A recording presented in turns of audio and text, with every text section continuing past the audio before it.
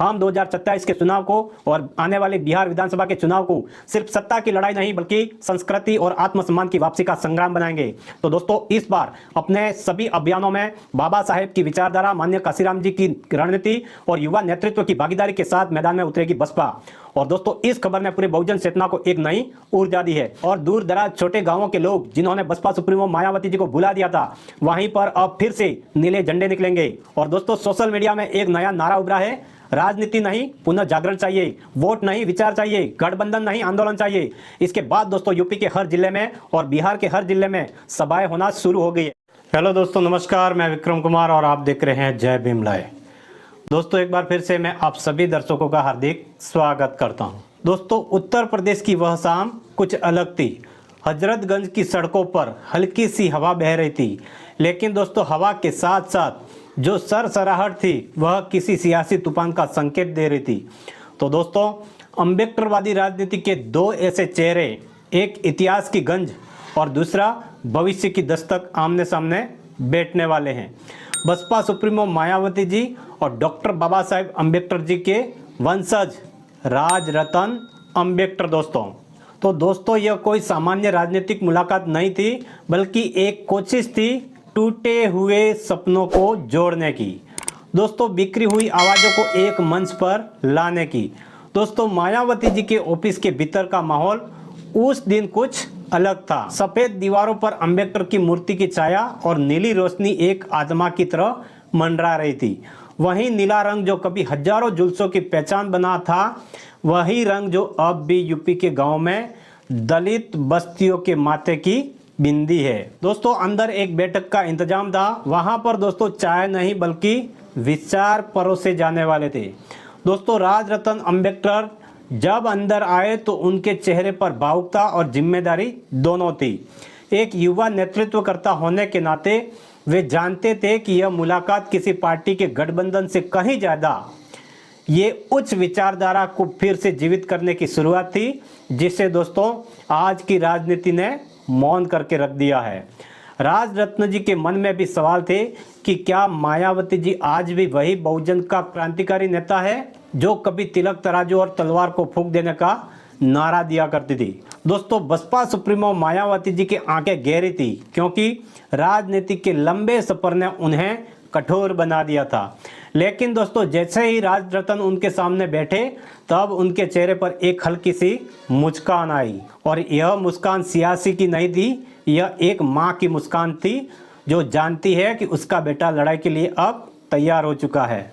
अब दोस्तों, राजरतन अम्बेडकर जी ने अपने बातों की शुरुआत उस सवाल से की कि जो हर बहुजन युवाओं के दिल में है, आज हमारी संस्कृति खतरे में क्यों है। हम मंदिरों में घुसने की बात करते हैं, लेकिन हमारे स्कूलों में अम्बेडकर जी की तस्वीर तक नहीं टांगी जाती है। हम संसद में सीटें गिनते हैं कि हमारे इतने विधायक है, इतने सांसद है, इतने मंत्री है, लेकिन गाँवों की गलियों में हमारी माँ बहनों की इज्जत अब भी रौंदी जाती है। दोस्तों, राजरतन अम्बेडकर जी कहते हैं बसपा सुप्रीमो मायावती जी से कि दीदी यह कैसी आज़ादी है। वहीं पर दोस्तों, बसपा सुप्रीमो मायावती जी चुपचाप सुनती रही। उनके पास जवाब थे, लेकिन वह चाहती थी कि राजरतन अपनी बात पूरी करें। उन्होंने कहा, मैंने देखा है कैसे जातिवाद ताकतें सोशल मीडिया से लेकर कोर्ट कचहरी और मंदिरों तक हर जगह हमारे समाज को कुचलने में लगी है। कावड़ यात्रा के नाम पर हमारी पहचान मिटाई जा रही है और बहुजन युवाओं को हनुमान भक्त बना दिया गया है। क्या हमें फिर से बाबा साहेब की किताब उठाकर क्रांति की मशाल जलानी होगी? तब दोस्तों, बसपा सुप्रीमो मायावती जी ने लंबी सांस लेके और कहा, तुम सही कह रहे हो राजरत्न। जब मैंने राजनीति में कदम रखा था, तब मुझे भी यही सपना दिखा था कि एक दिन हर दलित बच्चा सिर उठा कर जिएगा। लेकिन यह लड़ाई आसान नहीं थी। सत्ता में रहकर मैंने जितना लड़ सकती थी लड़ी, लेकिन अब वक्त है कि हम साथ रहकर साथ में खड़े हो, सिर्फ चुनाव जीतने के लिए नहीं बल्कि बहुजन आत्मा को बचाने के लिए।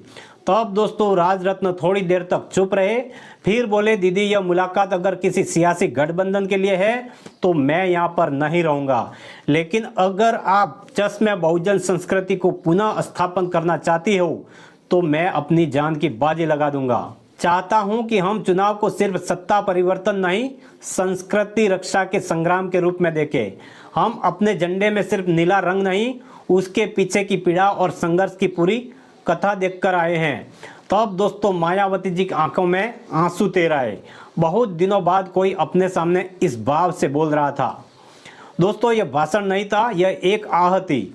अब उस पीढ़ी की जो खुद को अब अनाथ मानने लगी थी, उन्होंने धीमे स्वर में कहा, राजरत्न तुम्हारे बाबा जब संविधान बना रहे थे तब उन्होंने हमको एक सपना दिया था, लेकिन अब वही संविधान खतरे में है। संसद की कुर्सियों पर बैठे लोग जो हमारे वोटों से जीत कर गए हैं वो हमारा काम नहीं कर रहे हैं, इसलिए सड़क पर नारे लगाते बच्चे मेरे असली उत्तराधिकारी है। दोस्तों बसपा सुप्रीमो मायावती जी ने कहा, मैं तुमसे वादा करती हूं अगर तुम साथ हो मेरे तो यह आखिरी लड़ाई नहीं होगी, यह वह शुरुआत होगी जो एक नई क्रांति लाएगी। उनकी आवाज़ कांप रही थी, लेकिन उन्हें उनमें एक पुरानी तेज ही लौट रही थी। फिर उन्होंने अपने सचिव को बुलाया और कहा, राजरत्न को मेरा दाहिना हाथ मानकर हर राजनीतिक सभा में मंच पर स्थान दो, इनका दर्द अब मेरी आवाज बनेगा। बैठक खत्म नहीं हुई थी, वह एक यात्रा की शुरुआत थी। उस दिन बहुजन राजनीतिक में एक नया अध्याय लिखा गया, जहां अतीत और भविष्य में वर्तमान को साथ चलने का वादा दिया। उस रात दोस्तों राजरत्न जब बाहर निकले तो चांदनी बिखरी हुई थी। उन्होंने आसमान की ओर देखा और अपने बाबा साहेब से कहा, मैंने आज आपकी बेटी को फिर से जागते हुए देखा है। बाबा अब हम बहुजनों की संस्कृति को मिटने नहीं देंगे। और 2027 का चुनाव अब सिर्फ एक राजनीतिक घटना नहीं, यह एक सांस्कृतिक पुनर्जागरण था, जिसकी शुरुआत एक मुलाकात से हुई थी। लोग अब वोट नहीं दे रहे हैं, बल्कि वे अपने खोए हुए इतिहास को वापस बुला रहे हैं, और इस इतिहास की डोर अब फिर से नीली हो चली है। दोस्तों राजरत्न उस रात सो नहीं सके। होटल के कमरे की खिड़की से बाहर लखनऊ की रात झिलमिलाती रही, लेकिन उनके भीतर विचारों की आंधी चल रही थी। मायावती जी से हुई वह बातचीत, उनके शब्द, उनकी आंखों की नमी, सब कुछ बार बार मन में घूर रहा था।